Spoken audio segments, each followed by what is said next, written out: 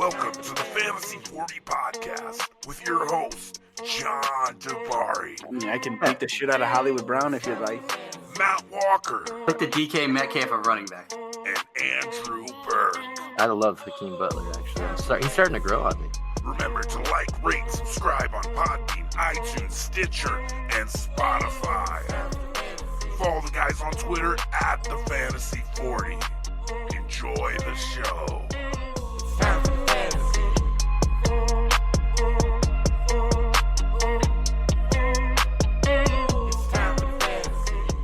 Welcome to the Fantasy 40 Podcast. We are back. Myself, Andrew Burke, John Dabari, and Matt Walker. 2 shows in a week. This show is titled "We Are Who They Thought We Were." They were. Well, who is it? We are. They are. Who's right? Who's wrong? They are. Come on, Dan. How did you butcher that? I don't know. We just talked about it. You should just do the restart and then this. No way. We're rolling with. We are who they thought they were, or Jesus. we thought they were. Question mark? No, but you guys get the gist. Whatever Denny Green said. Oh man, we made Dabari just get out of here because he liked it so much. But He expected better out of you. we're gonna be owning some of our, our faults or where we're wrong at this off season coming into this year walk. But we really want to talk about the ones we're right about. Correct. Listen, we don't. No one likes to talk negative, so we will be shining a light on some of our more positive takes. But we're gonna have to accept some of our bad calls thus far. Of which there were a few. No one's perfect, so we'll do to go with the bad. Yeah, I don't think if I tried to say it again, I would get it right. So, John, you ready for this? As I scroll through, I'm just littered with hits. It's going to be hard for me to find some misses. I'm having such a fantastic start to the year. It's funny because the definition of what we're doing here is whether good or bad, they were who we thought they were. So there should be none where we said they were good and they were bad. I mean, that doesn't really follow the concept of the episode. Well, we're going to take some beatings here, though, aren't we, at the end? We should, but that would be off topic. This is saying good or bad. If we hated a guy and he stunk, that's another guy. He is who we thought he was. And if a guy was good and we touted him, if we said when someone was good and they sucked, then they technically aren't who we thought they were. So it would be more of what Burke said or close to what he said or what he was trying to say at the beginning. I don't really know what he was saying, but No one does. Everyone does. He's a riddle wrapped in an enigma. I am. You never know what's coming out of this mouth of diarrhea. But Walker, why don't you start us off then? Let's start on some of the positive sides, and I'm going to go with Josh Jacobs. I was promoting Mr. Jacobs pretty heavily and saying he was going to be an RB1 his rookie season. He is currently RB19, so he's a middle of the pack RB2 in PPR scoring, and that is with limited involvement these last 2 weeks. So I'm hoping better days are ahead for Josh Jacobs. But when he gets the ball, he's been productive. If they could just use him more in the passing game, I would appreciate that, John Gruden and Greg Olson, because 3 targets through 3 weeks is just not getting it done for a back that has the pass catching ability that Josh Jacobs does. So just imagine what he could get if he was even getting 4 or 5 targets a game. I mean, he would be an RB1 right now if he could sneak into that echelon of 12 to 15 targets through 3 weeks. So I'm still buying Jacobs. He is who I thought he was thus far. Yeah. I mean, it could go either way, though. It's at that point of the season. And I think in our last episode, you were kind of pointing out they got to go to London and all this stuff. So I think he's got the Colts, so it should be a good game for him. And then he's going to get throttled by the Bears. And I can't imagine how many sacks Khalil Mack is going to have on Derek Carr over in jolly old London. What's the record in a game? Isn't it like 6 or something? Something nuts?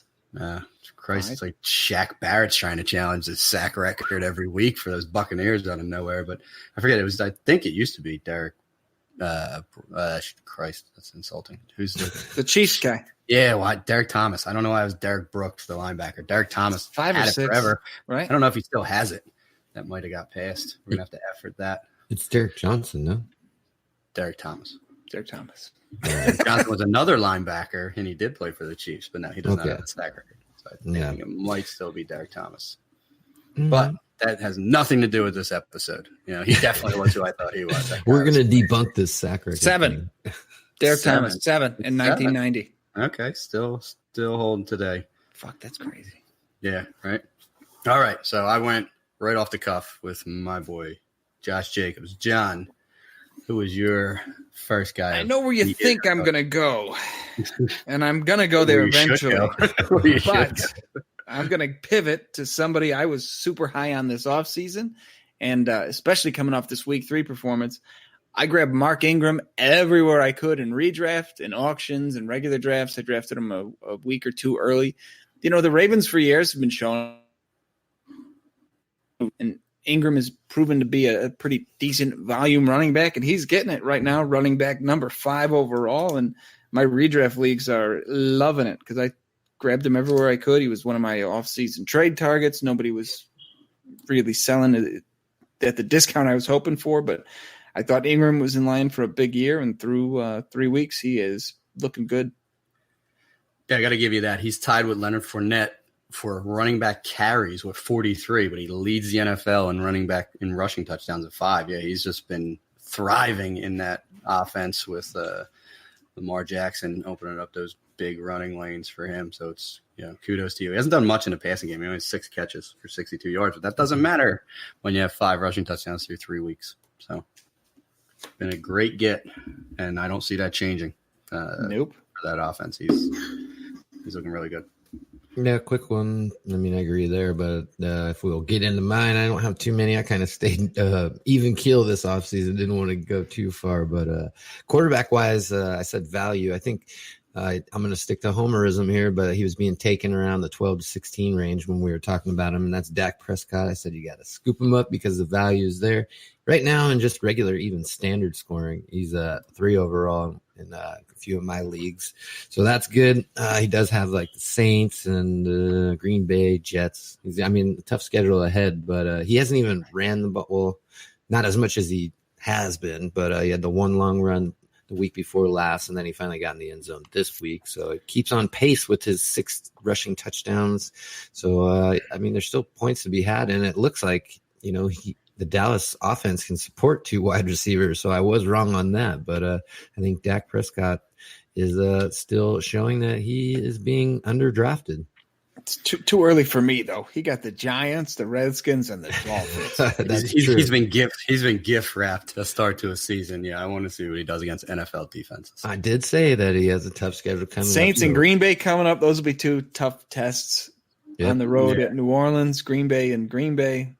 And no Gallup. Yeah, you're going to be able to put Latimer on Amari Cooper. They said Gallup can't play this week, maybe. That's what all teams say to try and get people to scheme for a player that's well, it was 1 week into a 2 to 4 week injury for it was Stephen Jones, though, saying he was hopping around pretty good before the game. So I wouldn't be – that's another guy I want to throw in there, Michael Gallup. But go ahead, Walk.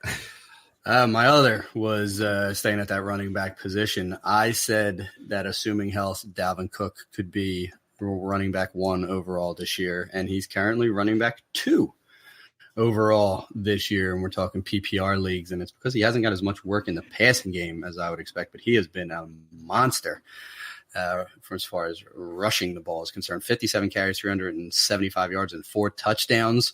He is the entire Vikings offense, and that's how they want it to be, trying to limit Kirk Cousins in these plus game scripts. And as far as Minnesota is concerned, they're going to be in a fair amount of those this year. So assuming health, Dalvin Cook is exactly who I thought he was and just looks so good. He's exciting to watch right now. So a couple more catches and he would be that running back 1. But I feel like we'll talk about running back 1 overall in PPR very shortly.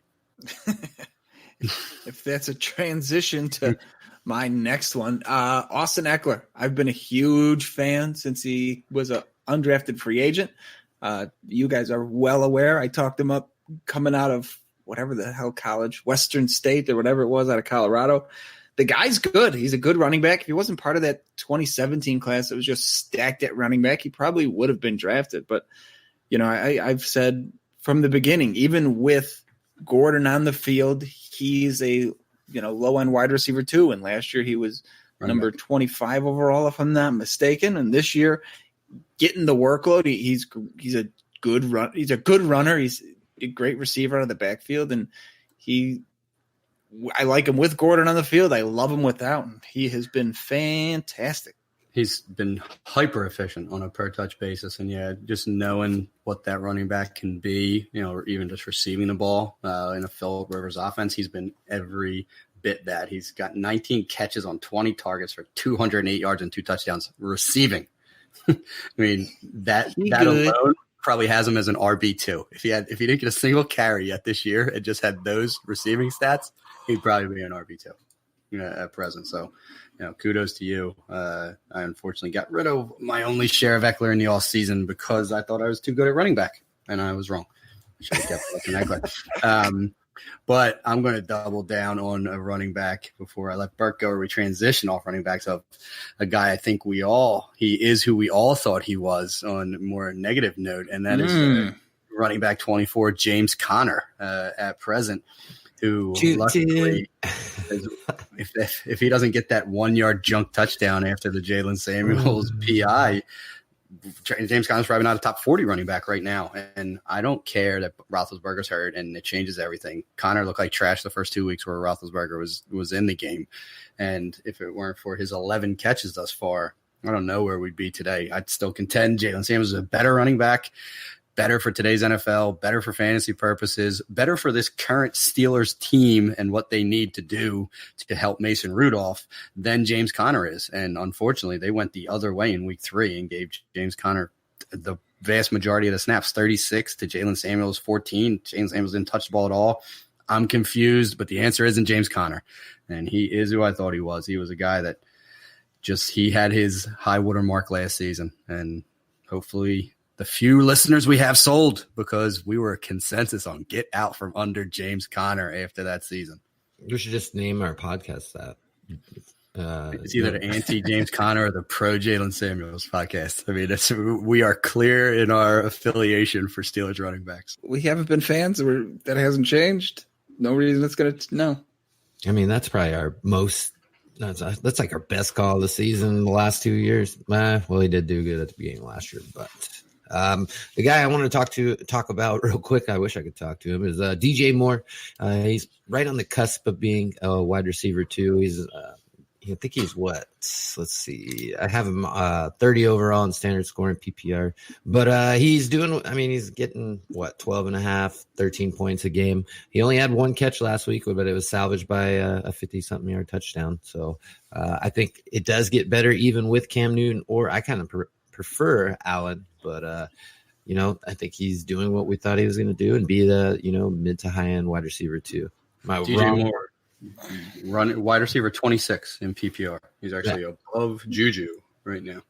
Wow. Hey, that's and Galladay for what it's worth. So yeah, I mean he's just fitting into where we thought he would very nicely. So hopefully he keeps that trend and maybe we'll get even more from him.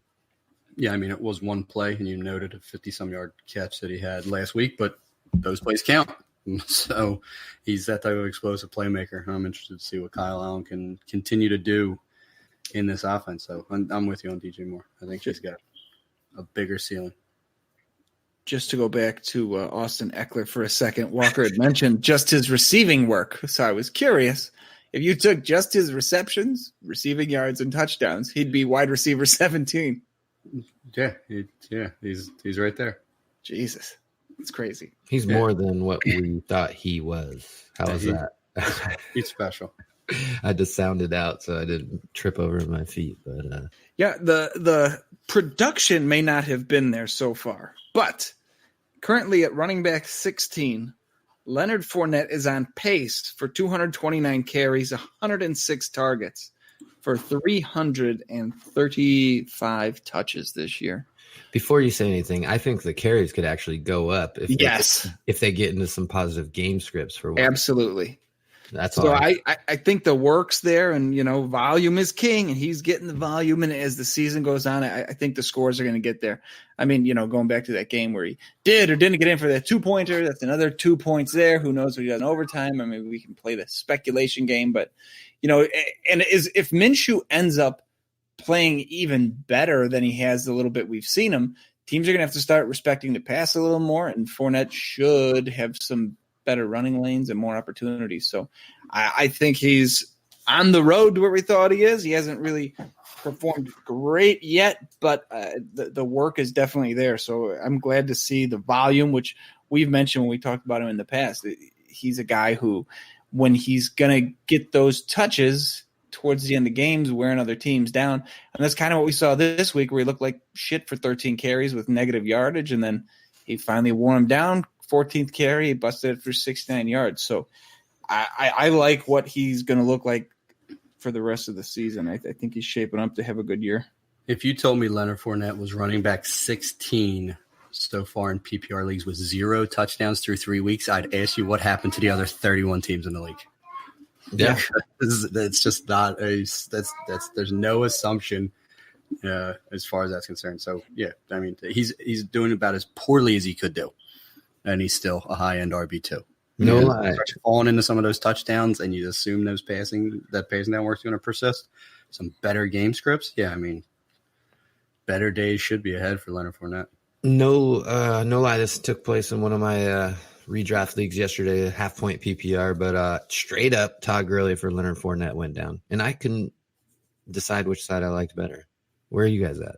Boy, you know what? I saw a stat today that the Rams have something like averaging 7.7 targets to the running back so far this year, and no other team in the league is under double digits. So there is a chance that, I mean, they're not passing to their backs this year, which is, like you said, half-point PPR. That's significant. So maybe Fournette is the way to go. It's not like Gurley's injury-free himself. Well, it made me think that I want to go out and try to get the guy that just got Fournette if he's willing to, trade Gurley that quick. Maybe I can just throw him. I don't even know who else I got on my roster. Trying to think of another guy that's comparable to that in that region. Maybe like I don't know. Are you holding Mixon over Fournette right now with how bad Mixon's doing? I mean, I'm a big Fournette truther, and I don't love Mixon. So for me, yeah, but I'm the wrong person to ask. I'm totally biased. Well, let's get the other perspective. So a trade was made for Fournette for Gurley straight up walk. And then I was asking, John obviously took Fournette over Gurley by a slight edge. And I was like, well, what about Mixon? I agree with him on the Gurley side. I mean, Fournette's getting the passing down works that Gurley used to get that he does not get anymore. I mean, Gurley's went from like 4.5 receptions per game the last 2 years to 1. So his value is diminishing. I'd take Mixon over Fournette. I think Mixon's on the come. I think he's more dynamic as a pass catcher, and hopefully they continue to use him like they did just last week. And I think his upside is there in the rushing department as well. They're both on bad teams overall that have okay offensive lines and not a ton else around them. So I'd be Mixon over Fournette, but it wouldn't be by a lot. Yeah. All right. Well, who's your next? Who is? All right. Well, you guys are going to love this one. Oh, no. Here he comes. He is wide receiver 3. Right now. Oh, It's funny. I knew that we talked about it before we hit record, and I knew it was coming, and I was still blown away when it came. Fuck. On the strength of one stellar outing thus far, but I could point to countless other undeserving individuals that have had huge games this season. Sammy Watkins is wide receiver 3. 20 catches, 311 yards, and 3 touchdowns. Yes, all 3 touchdowns, and almost 200 of those yards came in one game. But if you started him that week, you won that week because of Sammy. So don't disrespect the other 2 average weeks he's had so far. Beyond that, it's not entirely a product of Tyreek Hill because other guys have had huge games as well, and no one seems to shit on them when it happens. Sammy Watkins stays healthy. He's going to finish with 1,000 yards and 8 touchdowns. I'm pretty sure I said it when we were talking about the Chiefs, and it will happen. Mahomes is breaking records. Watkins will have some boom games for you, and he'll have some average PPR games, but you can't fight the fact he is a top 3 wide receiver right now in PPR leagues. So that means if you're going by he has one good game, 1 out of every 3 games, so probably shit the bed. So, yeah, I'm going to say 4 games because I don't think he does anything this week. So 1 out of 4 games. That means he'll have 4 out of 16 good games. I'll take somebody else. That's how I'll look at it. countless individuals fit that mold, and we could probably talk about a few of them as well. Who did the Chiefs play this week? I didn't even look because you already told me he's not going to have a good week. They I'm play going to predict Detroit, I think. They do, and it's in Detroit, so it's in a dome, a perfect environment. Darius Slay hurt his calf or his hamstring trying to pick off a ball late in that Eagles game. He is by far their best defender. Whether he plays or not, he's going to be limited. Sammy Watkins will have 5 catches for 95 yards and a touchdown against the Detroit Lions this week. I love how I put you on the spot and you just come through in the clutch. Here's a question for both you gentlemen. All right, Chiefs in a dome at the Lions this week. What do you think the line is in this game? It's sad because I already looked. Okay, then don't tell. I won't get involved. Go ahead, Burke. Mr. Burke, what do you think the line is in this game? 48 because the Lions can't score, maybe? No, it's not 48. Realistic. The Chiefs are not allowed to be in a line that's under 50. So okay, start from there. Not the total. The how many points? The spread. Okay. The Chiefs are favored. Oh, gotcha. I'd say 13. Well, I like 6. Not even a touchdown. I like where they're you're giving Detroit that much credit. They are, because Detroit wants to make it ugly. But it's 54 is the total for the game. Gotcha. Yeah, and I mean maybe you're going to Detroit. Detroit's defense has looked pretty good. They haven't looked great.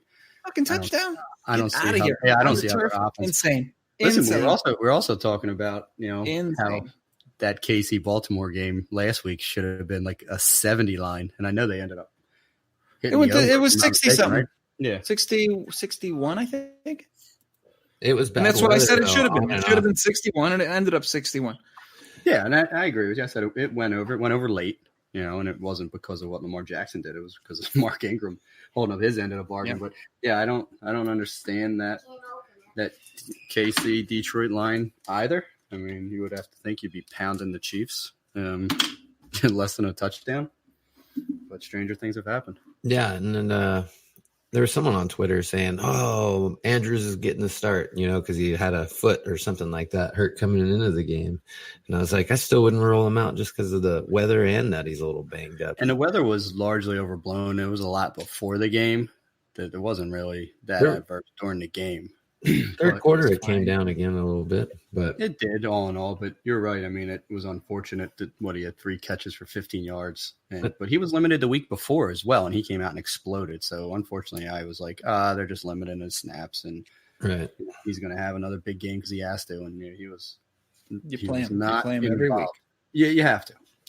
Well, it would have made me look like a genius because I sat him and I started Eifert, but Eifert didn't do shit either. So out? No, he played. Are you sure? Promise. Does Eifert really play football anymore? Yeah, I thought he was going to get a cheap little touchdown, and he didn't. I mean, like in reality, I know he's on the roster and active, but does he actively play football? I guess not. No. Do we have any more of these, or are we going to start owning some of the bad ones we did?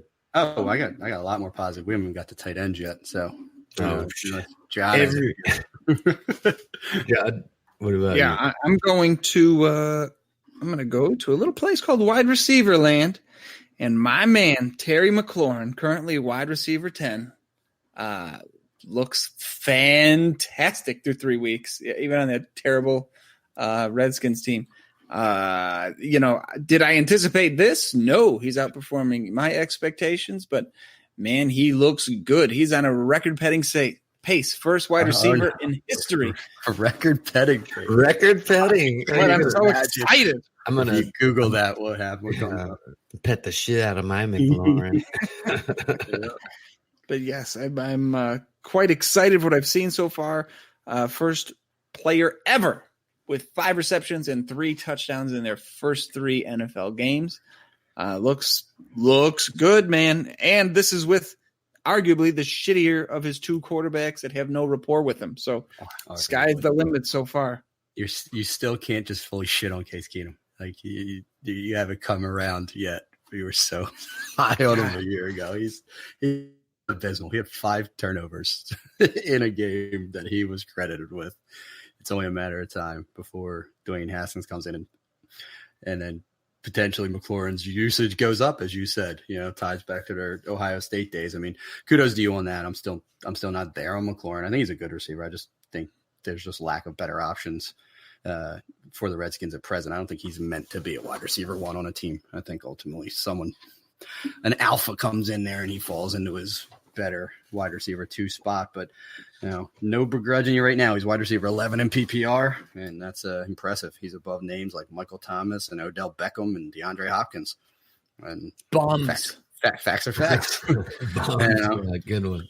But with the year we're in at present, there's also guys like John Ross, a wide receiver 9, DJ Chark, a wide receiver 8. These individuals are also above those luminaries I mentioned before. So it's been an interesting season thus far. But John's been right on the McLaurin love. I just can't imagine where would Paris Campbell be today if Andrew Luck didn't decide to retire, because I'm still on the Paris Campbell greater than sign Terry McLaurin. He just, especially right now. Yeah, they're not using him. Like, they're going to now. Was there or not? Hilton's down. Now re-aggravated his quad and looked bad. Yeah, right to the locker room. That they're going to need to get Paris Campbell involved now, because they're just not going to be able to win on sheer grit going forward anymore. They're going to actually have to put some playmakers in position to succeed. So I'm excited to see what Paris Campbell could be. But talking about guys who they already thought were, Chris Godwin through 2 weeks, he's only wide receiver 24. I expected better out of him, but I said he's going to be a high-end wide receiver 2, low-end wide receiver 1. And so far through 3 weeks, it's 2-1 Chris Godwin over Mike Evans. But look what one big game can do to you. We were just talking about Sammy Watkins. Mike Evans is wide receiver 10, and all 3 of his touchdowns and looks like about 70% of his yardage came against the New York Giants last week, because he only has 279 on the year. So Mike Evans laid 2 duds, had 1 monster game, and all of a sudden he's back to his wide receiver 1 status. So shit on Sammy Watkins all you want. Mike Evans hasn't done anything better.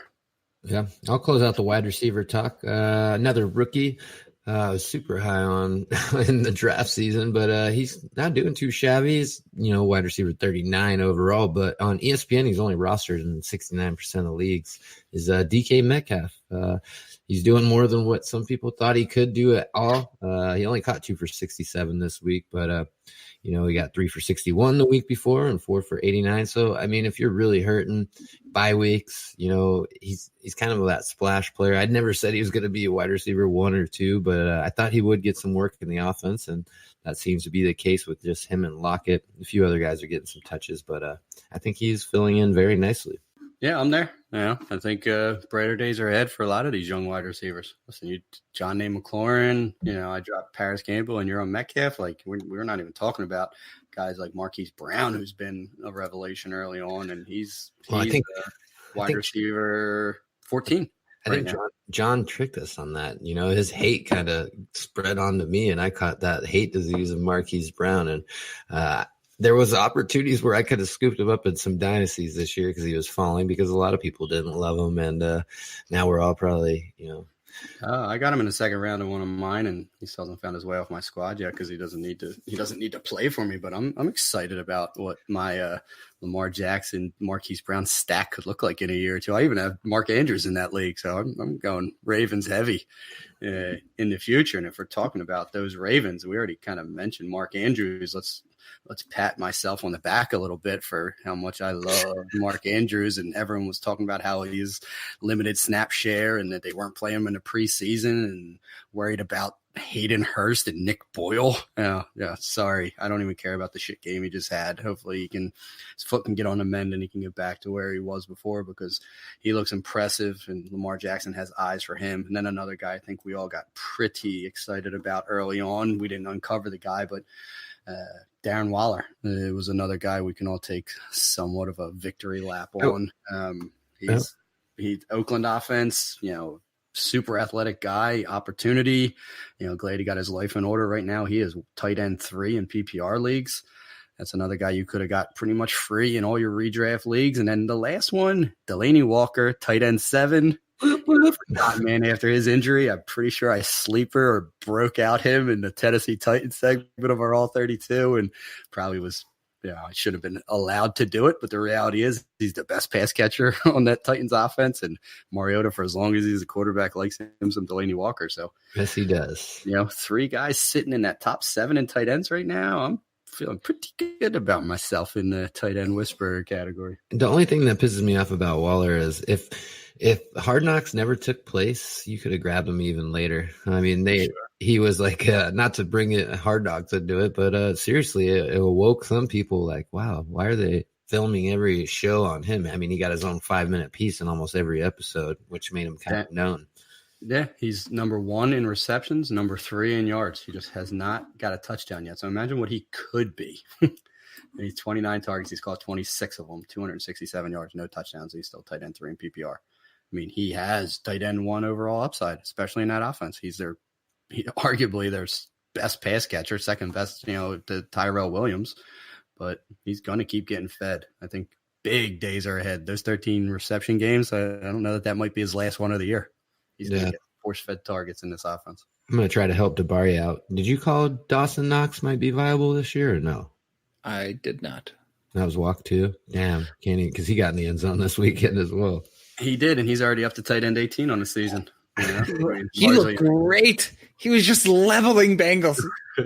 Yeah, he's an exciting kid. I mean, 1 touchdown gets you, arguably tight end 1 status as far as he hasn't really done shit. He's got 5 for 86 on the year, but with Josh Allen and they don't have alphas in Buffalo. I mean, we all like John Brown, but Zay Jones is falling off the face of the earth. Cole Beasley's just an underneath blanket. Dawson Knox pretty explosive as far as a tight end, big body kid.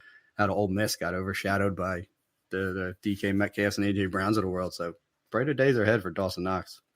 Yeah, he can lock down that tight end 1 spot in Buffalo. That's what I was thinking. Is I think he's on the come up after they got a nice little look at him last week. He might have earned himself some more targets. John, you got any more? Yeah, Walker had mentioned a couple of them already, but I think we hammered. I think we really nailed tight end this year. I was also on Andrews. I love Darren Waller too. Walker mentioned Delaney Walker, who I'm a fan of. But Austin Hooper, currently tight end 6. I think I said that was his floor. I said there's no way he's outside of the top 10. He gets involved. Tight end's a wasteland. So Hooper was what I thought he was, and he was cheap as shit while people were taking shots on other guys that thought had upside. And then, we had mentioned guys who are living off of 1 big game, but I've been a huge Jordan Akins guy coming out of college, and he finally popped this week, and 1 game will do it, tight end 13, and I look for him to get more involved as the year goes on because the rest of their tight end core in Houston is just decimated with injuries. So I like Akins for the rest of the season, and Hooper's going to keep doing it. I think Hooper's going to float right between that tight end 4 and tight end 10 for the rest of the year too. Yeah, you're spot on. Hooper was tight end 6 last year, and you're right. I think he was still drafted outside the top 10 or 12. 13 maybe. I think he was tight end. I mean, he just perennially disrespected, and had a decent game, 2 touchdowns last week in that comeback effort. And I know you were a Kahale Warren guy, but that kid got hurt and he's on IR. So no, not me. I didn't like him. You weren't on Waller? No, you're thinking of Josh Oliver. Who's also hurt and doing nothing for Jacksonville. I thought you liked Warren too, but regardless, there's just nothing. It's Jordan Akins, who didn't do crap for 2 weeks. I cut him from the Scott Fishbowl, and of course he had a massive 2-touchdown day on the waiver wire when I could have certainly used him in that scoring format. So no way I get him back. Hey, spend all your fan to get him back. It's the worst part about fantasy. Yeah, and then I'll have a shit week. And I also cut John Ross after week 1, and then couldn't get him back. So I had guys. I just didn't have them in the right time. Trust yourself. Yeah. Especially after we put him in the old Fantasy 40 graveyard and brought him back, man. You know what's crazy is we have to do that next year because that shit's actually working. The guys who wanted they're coming back and they're being viable. It's kind of got me weirded out, dude. But let's go ahead the other spectrum. I mean, yes, we know we're the greatest. We predict everything right. So we got to dig deep here, fellas. And what did we get wrong, Walk? Out the gate, he ain't who I think he ain't, I guess, was Geronimo Allison. And he's been a disappointment, while Marquez Valdez-Scantling has clearly become the wide receiver 2. Some might say wide receiver 1 in Green Bay right now, as Davante Adams can't find the end zone, but Valdez-Scantling did recently, and I don't even know where Geronimo Allison is right now. I think I looked real quick, and I think it was wide receiver 90. I think it was where he rung in out, and yep, that's where he is in PPR, and it's because he got a touchdown. He did, but he's got 5 catches for 24 yards on the season. I mean, that's not what I expected. I thought he was a clear wide receiver 2. I thought he would benefit from Davante Adams being there. I thought the history that he had with Aaron Rodgers would come into play. We did that whole extrapolation game as to what he did over a 4-game sample size last year, and that didn't matter. None of it mattered. Davante Adams is irrelevant. I don't see brighter days ahead. He's just being factored out of his offense. He's not being productive out of the slot where they have him. He's not playing a ton of snaps. That was a miss. I was pretty confident in Geronimo Allison returning value. Yeah, and then I'll go ahead and jump on board with you on this next guy. Take one with you because I kind of jumped on ship whenever you were talking about him this offseason. Walk is Sonny Michel, running back number 38. We thought we were expecting big things, and if it wasn't for the touchdowns, it'd be even worse because he has a stat line of 15 attempts for 14 against Pittsburgh in week 1, where only got 1 point. Miami obviously had a pretty decent game, 83 yards and a touchdown. But last week, 9 for 11, and he got saved by a touchdown. So, I mean, I was expecting at least RB2 numbers, and 38, and I don't see it getting any better. I've seen some stuff floating around Twitter, like, man, they might just IR him with a phantom injury or something. But I think we were kind of off on Sonny Michel. Yeah, I thought that was going to be my next one. So nothing to avoid here. He's been rough. I mean, 45 for 110. You're right with the 2 touchdowns. He's had 1 target. I mean, so still, I'm just like baffled. He can catch the ball, and they have no desire to use him in the passing game. And he's had 2 absolute duds. You mentioned him against Baltimore or against Pittsburgh to start the season, and then this last game where he should have had a much better stat line. He's like 1 yard per carry. He's lucked into a touchdown. So it's rough. Yeah, running back 43. I want to say brighter days are ahead, but can't promise anything. They're going to Buffalo this week, and they should be able to run on Buffalo. They should want to use him in the running game, but you can't really trust him. I mean, and he's not going to bail you out with any reception. So he's a touchdown or bust guy. He's like Garrett Blunt without the 18 touchdown upside that season. Yeah. John, it's not good. It's not good at all. What about you, John? Good, Bob. I preach, stay out of that New England backfield. There's nothing but sadness and misery to be found there. I will never roster Patriot running backs. Week to week, you never know.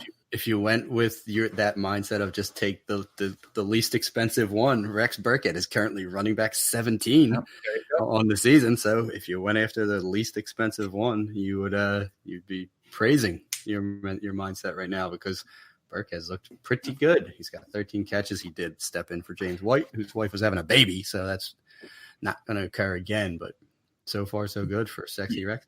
Not for 9 months anyway. Not till next season. Not that way. If I'm going to wear a big, fat Miami Hurricanes turnover chain with an L hanging from it, let's start at the top. Baker Mayfield, my boy. Ooh, he has looked awful. That offense has looked awful. That whole thing's a disaster, so I am not interested at all. I apologize if you took my Mayfield love and got him everywhere. I did, and it is killing me. Yeah, I mean, not good. He's no Gardner Minshew. That's sir. It's so far so bad for mine. I'll jump back on Jameis Winston. He is QB 17, and there were 2 rough games to start the season, but what he did this last week, albeit against the Giants, are kind of what I expected. 300-plus yards, 3 touchdowns, and 1 interception. I think more of those days are ahead. So this might be an early L, because I said Jameis Winston's going to be a high-end QB1, and I still think that's there. But right now he's barely a high-end QB2. So that was a rough start for famous Jameis, but I'm still I'm gonna reserve judgment on him. I'm not eating that L yet with Jameis. I think everyone got too excited by the Arians' presence. I think that is a sinking. I just don't think it's going to live up to anybody's expectations across the board. I just didn't trust him. I think Arians is grossly overrated, and I think they're going to have splash games, obviously, like Evans this week, Godwin a couple weeks ago. God knows if we ever see OJ Howard. They have nothing at running back, so I'm not. He's a loser, and I think he's going to stay a loser. But it's just me. You calling somebody a loser? It's pretty harsh. Crab leg stealing thief. Oh man, I don't know. I'm kind of still not giving up hope either. He looked a little better last week. Maybe it's a trend of hopefully of things to come. I know Walker already said that, but I don't know. It's hard for me to let go of old, licking his fingers. Jameis Winston there, but I'm trying to look up the stat line here. He is a rookie wide receiver. I thought he'd do a little more, especially on the Eagles, is JJ Arcega-Whiteside. I expected quite a bit more, especially with everyone going down, and it's just not happening. Walk, you probably know more than me what's going on there. Yeah, he's not ready. I mean, he dropped that ball at the end of the game. Sure, it was a tough catch, but it was a drop that he should have had inside the 5, which would have set us up for an opportunity to win that game. And he just flat out dropped it. And he really hasn't gotten a lot of opportunity other than that. So, whether Wentz isn't looking for him or doesn't trust him, he only had 3 targets in the game with a drop. So he's not going to return value. He's like most rookies. He's just not ready for the big stage, it seems like. But he wasn't the only Eagle dropping passes. We've already been down that road. So it's just a snake bit time of season. I still think he's ultimately going to play the Alshon Jeffrey role in this Eagles offense, but we would have hoped he would be a little productive given the opportunity that he had early on. And unfortunately, he has not been. Hopefully no one's starting Arcega-Whiteside in week 3 of fantasy football season. I don't give a shit about injuries. Oh, people were. Lots of people were. If you looked at the Twitter sphere, he was on plenty of starting lineups this week. Listen, you knew Nelson Aguilar was going to be hyper targeted, and Mac Hollins even just played the ball, even though he dropped a couple himself and had some shitty OPI calls where a name receiver does those same things, and there's no flag coming out. Mac Hollins just caught the randomness of being, a run of the mill wide receiver on a team. So you're going to extend that arm, you're getting it called, but. I digress. That's my Eagles blinders on. But no, get Arcega-Whiteside out of your lineup, please. Don't start him against Green Bay this week, even if Alshon Jeffrey's out. Right. All right. Well, be better, people. Any more before we shut down? Getting a little low on time here, fellas. I got 2 bad ones. All right. I thought Latavius Murray stepping into New Orleans was going to be a monster, and this past week with Breeze going out, and I thought, okay, maybe they'll get more people involved in the running game. Nope. They just fed Kamara as much as they possibly could. Latavius Murray has done dog shit this year. 13 carries, I think, and 4 receptions. Or 4 targets even. He is a fucking ghost. I whiffed on that one. Huge. And John Ursua, who I thought would lead all wide receivers in PPR points, he isn't even on the active roster. So those are a couple big strikes for me. Shit in the bed with those guys. I was right there on Latavius Murray. Luckily, he has a touchdown on the season, but he's still only running back 49. But 13 for 52 and a touchdown rushing. I thought that would be like an individual game stat line for him. At least through 3 weeks, not total of 13 carries or 3 receptions. I mean, he's not getting close to the Mark Ingram work, and so I'm going to say that it's an L, but it's not because he's not been efficient in it. He's at 4 yards per carry. He has 3 catches. He's just not seeing the field. 3 catches for 20 yards. I mean, it's nothing he's done has been trash. He's not putting up Sony Michel stat lines when he gets in there. And like you said, if you're thinking that 13 for 52 was a single game, what if someone told you Breeze would be out after week 2? You'd be like, oh, for sure, that's his game 3 stat line. Yeah, they're going to force feed him, but no, 2 carries in the game. So I'm there. I expected more out of Latavius Murray. He's been a tremendous disappointment, and I'm proud of you for taking that John Ursua. L. Got to wear it. Yeah, you got to get it out of the way quick. I think you knew better when you said it, but you just no, I didn't. I believed it to my core. You wanted it so badly that you wanted to will your way into it. Hated DK Metcalf. Wanted to believe in the 37-year-old rookie slot receiver from Hawaii. it's not entirely my fault. And I mean, like I said, I will gladly take the beating. But these dumb reports out of camp all year was he's the most polished route runner we have in camp, and he's going to slide right into Baldwin's role. He's tailor-made for the slot. So I just ate the shovels of horse shit that the Seattle staff put on my plate. Like I'm a Phillies Super Bowl fan, and I sat there with 2 big spoons eating up like fucking the old Garfield the Cat cartoon, eating just piles of this bullshit. And yeah, Ursua has murdered me. At least they're keeping him inactive 2 of the 3 weeks, so at least I'm not being tempted to squeeze him in like this is the breakout week like an idiot. Yeah, that's like sideline. That's like me still rostering P. Ryan because he is on a roster. All right, my last one, and I'll have to cop to it, is Allen Robinson, who's currently wide receiver 38. I don't believe it's his fault. It's not entirely Trubisky's fault. It's not because you saw what Robinson did in week 1. If he's getting a pass anywhere near catchable, he's coming down with it. I said he could be a wide receiver 1 this year. I was wrong because he has Mitchell Trubisky as his quarterback, and that is a big factor into why he can't be. But the reality is, I mean, we just talked, we brought up Taylor Gabriel with a 3-touchdown game. How come that can't be Allen Robinson as a bigger, better receiver? It sure shit isn't going to be Anthony Miller this year. No. Trey Burton's irrelevant.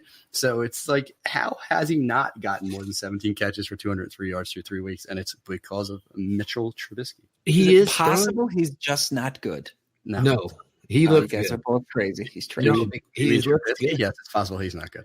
Dude, Allen Robinson is burning people, getting open. And did you see the little fade route where Trubisky throws the pick? I mean, what in the fuck is he looking at? Allen Robinson's got at least 1.5 yards separation. All you got to do is lob it to the corner underhanded, and Robinson comes down there.